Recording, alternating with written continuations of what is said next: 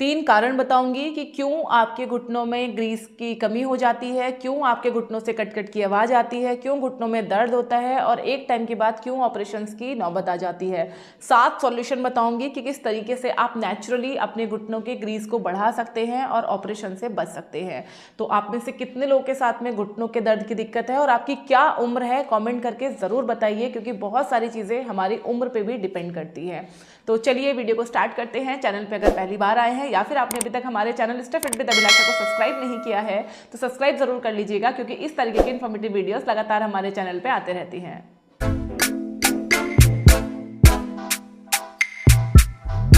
घुटनों का दर्द एक बहुत ही आम बात है। मतलब अब भी तो ऐसा टाइम आ गया है कि 25-30 साल की उम्र में भी घुटनों में दर्द शुरू हो जाता है, घुटनों से कट कट की आवाज़ आती है, नीचे बैठते हैं तो ऐसे चट चट चट चट घुटने बोलते हैं, उठते हैं तब फिर से बोलते हैं, चलते वक्त घुटनों में दर्द होने लग जाता है, थोड़ा भी वजन लेके चलते हैं तो घुटनों में दर्द होने लग जाता है, लगातार एक कंडीशन में बैठते हैं या लेटते हैं तो घुटनों में दर्द स्टार्ट हो जाता है। या अगर डॉक्टर ने आपको बता दिया है कि आपके घुटनों का ग्रीस खत्म हो गया है या कम हो गया है तो कैसे उसको बढ़ाना है। सबसे पहले हम ये समझते हैं कि ये कंडीशन क्यों होती है।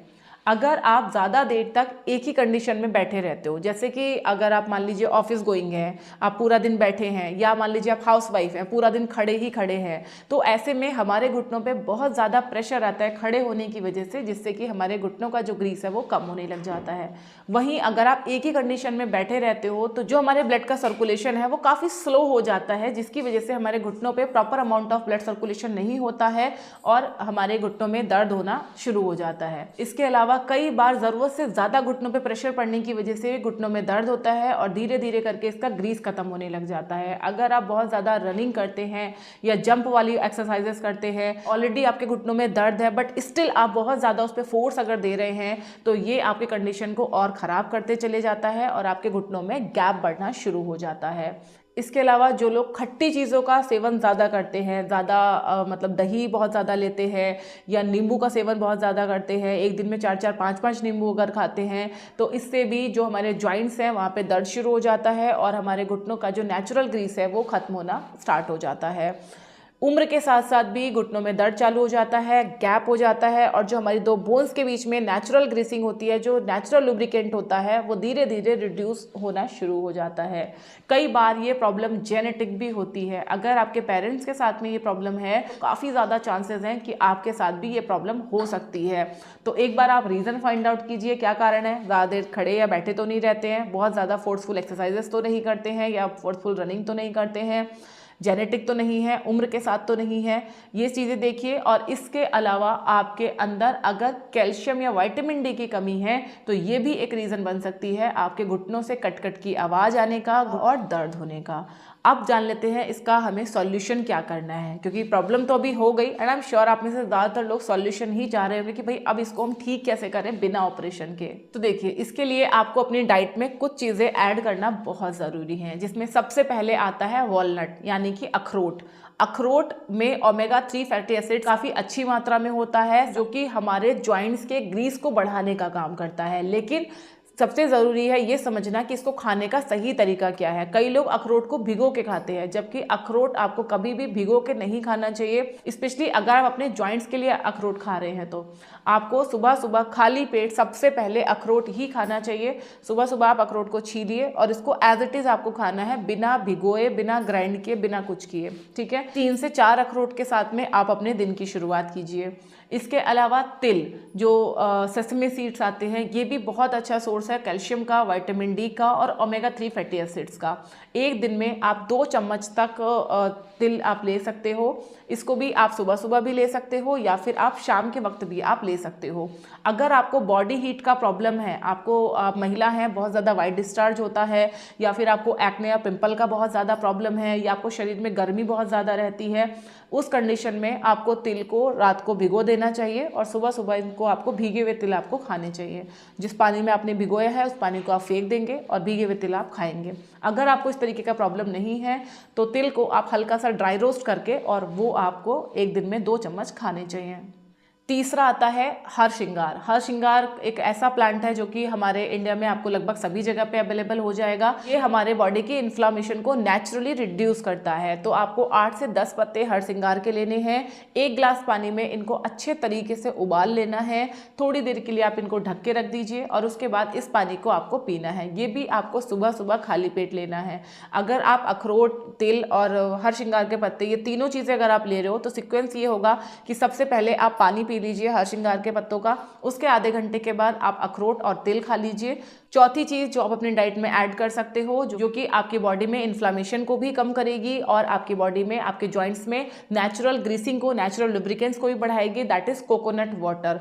अगर आप शी शोर पे रहते हो तब तो ये आपके लिए एकदम मतलब वरदान है कि आप नारियल पानी पिए। नारियल पानी एक ऐसा ड्रिंक है जिसमें किसी तरह की कोई भी मिलावट नहीं है, ये पूरी तरीके से नेचुरल है। नारियल पानी अल्कलाइन होता है और ये हमारी बॉडी में इन्फ्लामेशन को, यानी जो हमारे शरीर में सूजन होती है, जो हमारे जॉइंट्स में सूजन होती है, जिसकी वजह से हमारे जॉइंट्स में दर्द होता है, उसको नेचुरली रिड्यूस करता है। पांचवी चीज जो आपको जरूर से लेनी चाहिए दैट इज सौंठ, या तो फिर अदरक का भी आप सेवन कर सकते हैं। सौंठ होता है सूखा हुआ अदरक का पाउडर, तो ये आपको जरूर लेना चाहिए। ये आपके शरीर में दर्द को नेचुरली कम करता है। जैसे जैसे आपके शरीर में दर्द कम होता है वैसे वैसे आपका थोड़ा सा एक्टिविटी लेवल बढ़ जाता है, और जॉइंट्स का जितना एक्टिविटी लेवल आप बढ़ाओगे इन अ राइट मैनर, उतना ही आपके बॉडी में नेचुरल ग्रीस खुद से प्रोड्यूस होना शुरू हो जाता है। इसको आपको किस तरीके से लेना है, अगर आप सौंठ ले रहे हो तो ये आपको लेना है अपने खाने के बाद। आप अपने लंच के बाद ले सकते हो, आप अपने डिनर के बाद ले सकते हो, या दोनों टाइम आप आधा आधा चम्मच ले सकते हो। हल्के गुनगुने पानी से आपको आधा चम्मच सौंठ का पाउडर आपको लेना है। ये आपके शरीर के दर्द को कम करने में आपको हेल्प करेगा। इसके अलावा अगर आपको गैस, ब्लॉटिंग, कॉन्स्टिपेशन की प्रॉब्लम होती है, कई बार होता है ना कि गैस की वजह से भी हमारे शरीर में काफ़ी दर्द रहता है, काफ़ी इन्फ्लामेशन रहती है, उसको रिड्यूस करने में भी आपको काफ़ी हेल्प करेगा। नेक्स्ट जो एक चीज़ आपको ज़रूर से ध्यान रखनी है दैट इज़ कि अगर आपको जॉइंट्स पेन है और अभी आपको नए नए शुरू हो रहा है, चाहे वो आपके घुटने का दर्द है, चाहे वो आपको कंधे का दर्द है, चाहे वो आपके गर्दन का दर्द है, शरीर में कहीं पे भी अगर आपको दर्द है तो सबसे पहले अपना एक ब्लड टेस्ट ज़रूर करवाइए, जिसमें आप अपना कैल्शियम और विटामिन डी टेस्ट करवाइए। अगर आपका कैल्शियम और विटामिन डी के लेवल्स कम आ रहे हैं तो विटामिन डी आपको किस तरीके से बढ़ाना है, किस तरीके से नेचुरली आप उसको बढ़ा सकते हो, उसके ऊपर ऑलरेडी मैंने एक वीडियो बनाया हुआ है जिसका लिंक मैं आपको इसी वीडियो के लास्ट में दे दूंगी। उसको भी आप एक बार चेक ज़रूर करना। ज़्यादातर प्रॉब्लम ये होती है कि हम लोग अपना ब्लड टेस्ट नहीं कराते हैं, सीधे डॉक्टर के पास जाते हैं, डॉक्टर हमें पेन किलर देना शुरू कर देते हैं, कई बार डॉक्टर भी ब्लड टेस्ट के लिए सजेस्ट नहीं करते हैं। बट मैं आपसे कहूँगी कि आप हर 6 महीने में एक बार अपना ब्लड टेस्ट आप ज़रूर करवाइए। खासकर अगर आपको किसी भी तरीके का हेल्थ इशू है तब तो आपको विदाउट फेल ये आपको ज़रूर कराना चाहिए।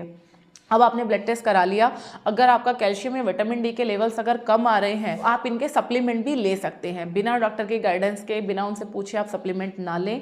एक बार अपने ब्लड टेस्ट की रिपोर्ट डॉक्टर को दिखाइए और फिर जो भी वो आपको सजेस्ट करते हैं वो सप्लीमेंट्स आप कुछ टाइम के लिए ज़रूर लीजिए। डेफिनेटली आपके जो जॉइंट्स पेन है, जो घुटने का दर्द है, उसमें आपको काफ़ी हेल्प मिलेगी।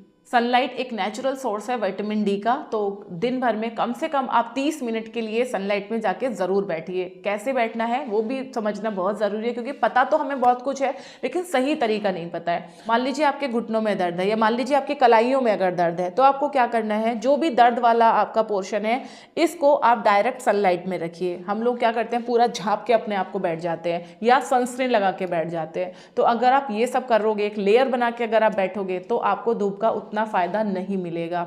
जिस भी जॉइंट में आपके दर्द है, चाहे वो आपका कमर का हिस्सा है, चाहे घुटने हैं, चाहे कलाई है, चाहे कंधे हैं, जो भी आपका दर्द वाला हिस्सा है उसको आप सन में एक्सपोज करके बैठिए, यानी कि उस हिस्से पे डायरेक्ट सूरज पड़ना चाहिए। ठीक है, तो इस तरीके से आपको बैठना है, डेफिनेटली आपको ज़रूर फायदा होगा।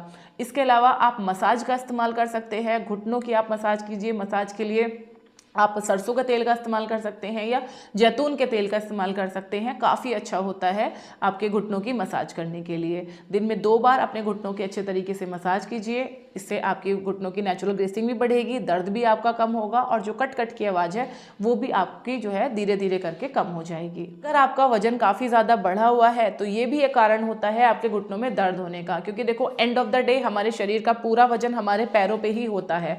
आप अगर खड़े हैं या चल रहे हैं तो पूरा भार हमारे घुटने ले रहे होते हैं, जिसकी वजह से हमारे पैरों में दर्द होना शुरू होता है। धीरे धीरे ये जो नॉर्मल दर्द है ये हमारे जॉइंट पेन में स्टार्ट हो जाता है, धीरे धीरे हमारे घुटनों का ग्रीस खत्म होने लगता है लगता है और ये प्रॉब्लम हमारी सो ऑन बढ़ती जाती है।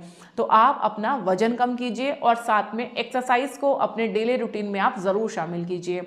अगर आपका दर्द बेअरेबल है और आप थोड़ा वॉक कर सकते हैं तो वॉक ज़रूर कीजिए। अगर कंडीशन ऐसी है कि आप बिल्कुल वॉक कर ही नहीं सकते हैं तो आप बिस्तर पे बैठ के भी बहुत सारी एक्सरसाइजेस कर सकते हैं। मेरे चैनल पे बहुत सारी एक्सरसाइज की वीडियोस अवेलेबल है, स्पेशली घुटनों के दर्द में आप कौन कौन सी एक्सरसाइज कर सकते हैं वो भी मैंने आपको पूरा डिटेल में बताया हुआ है। तो वो एक्सरसाइज आप कीजिए, डेफिनेटली आपको फायदा होगा। और अगर आपको डर लगता है एक्सरसाइज करने में कि यार दिक्कत बढ़ नहीं जाए, तो आप मेरे लाइव वर्कआउट सेशन भी ज्वाइन कर सकते हैं, जहाँ पे मैं आपको लाइव सिखाती हूँ कि आपको कौन सी एक्सरसाइज करनी है, कौन सी नहीं करनी है, किस कंडीशन के लिए कौन सी एक्सरसाइज बेस्ट है और कौन सी वर्स्ट है। सारी चीज़ें मैं आपको डिटेल में सिखाती हूँ। तो आप मेरे लाइव वर्कआउट सेशन भी ज्वाइन कर सकते हैं। लाइव वर्कआउट सेशन के लिए जो स्क्रीन पे आपको नंबर दिखाई दे रहा है, इस पे आप हमें व्हाट्सअप कर सकते हैं। तो इस तरीके से अगर आप इन सारी चीज़ों को फॉलो करोगे, आपके जो मैंने डाइट पे चीज़ें ऐड करने बोली हैं उनको आप ऐड करोगे, साथ में फिजिकल एक्टिविटी भी उसी के अकॉर्डिंग करोगे, बाकी अदर चीज़ों का भी ध्यान रखोगे, दिन मंथ आपके घुटनों का दर्द कम होना शुरू हो जाएगा। और अगर आपके घुटनों में ग्रीस कम हो गया है तो वो भी आपका धीरे धीरे बढ़ना शुरू हो जाएगा।